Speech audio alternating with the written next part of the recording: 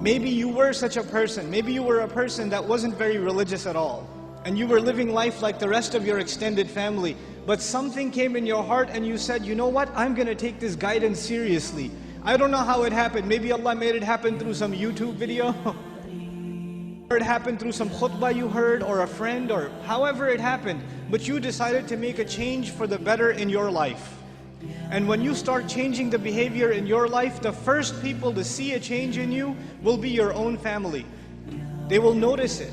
They will notice that you're not the same anymore. You don't talk the same, you don't act the same, you don't go to the same places, you don't even have the same friends anymore. And this necessarily happens. When you take a turn towards Islam, necessarily you start losing friends. Because your old friends used to do pretty bad things and now you can't do those things with them anymore, so you suffer a loss of friends. And at the same time, your family starts saying, you're acting a little too weird. And for the young man, the family might even say, what's that thing on your face? You forgot to shave? What happened to you? And the girl starts wearing hijab and the family might even be in shock. And this is a Muslim family, mind you. They'll say, take that thing off your head. You're going to go out to the wedding looking like that? I can't sit in the car with you like that. What do you think we are? Who do you, all of a sudden, you're the Islamic role model? Who died and made you sheikh?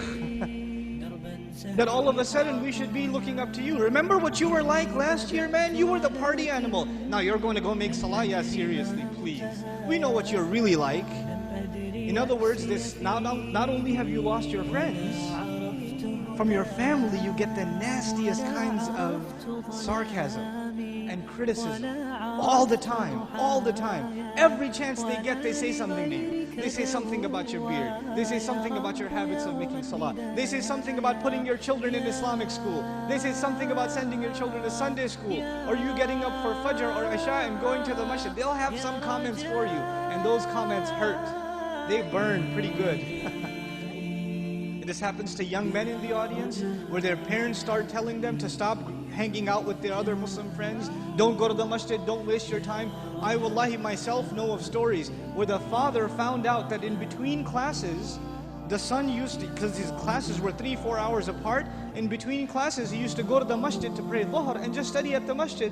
Instead of studying at the library where there's plenty of things to look at, might as well go make salah and pray in the masjid, I'll be safer that way.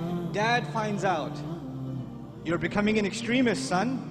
And what is the extremism in the eye of the father? That the boy is making salah in the masjid. That's extremism for him. Subhanallah. Muslims themselves, you think non-Muslims are averse to Islam? Have you seen what Muslim families are doing to their own? What parents are doing to their children? I know of cases myself where parents said, we will not pay your college tuition. We will not look for a wedding made for you until you take that hijab off. We will not do it. We do not accept you as our daughter until you take that thing off. We will not show our face in public with you. You can't go with us anywhere. This is the mother telling, and you know what they'll say? What's amazing about that? They'll make you feel bad about yourself.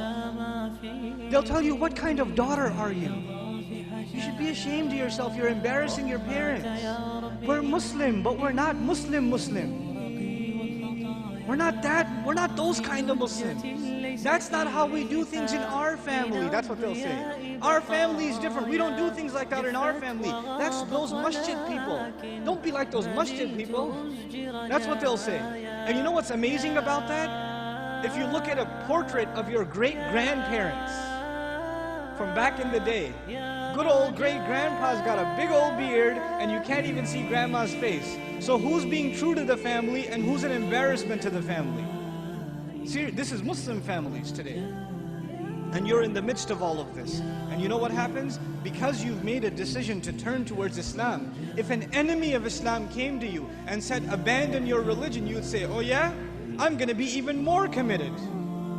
You would become energized in your zeal for the religion when the enemy attacks Islam. We'd get even more fired up. Muslims get fired up in the craziest of ways.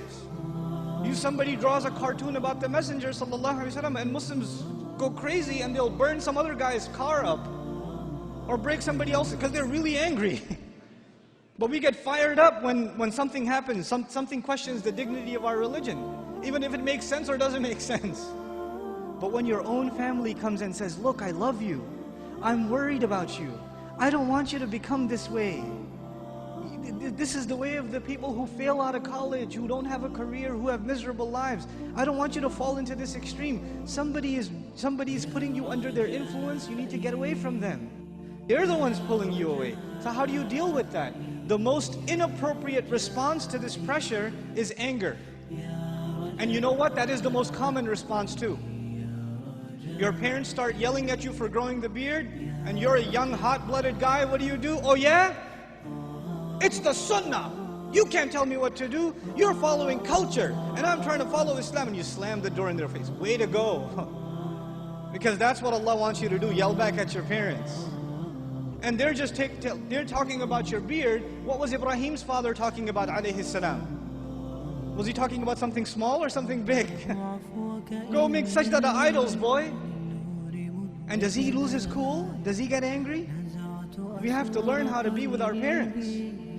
Even when they call you away from deen, it doesn't matter if they're Muslim or not.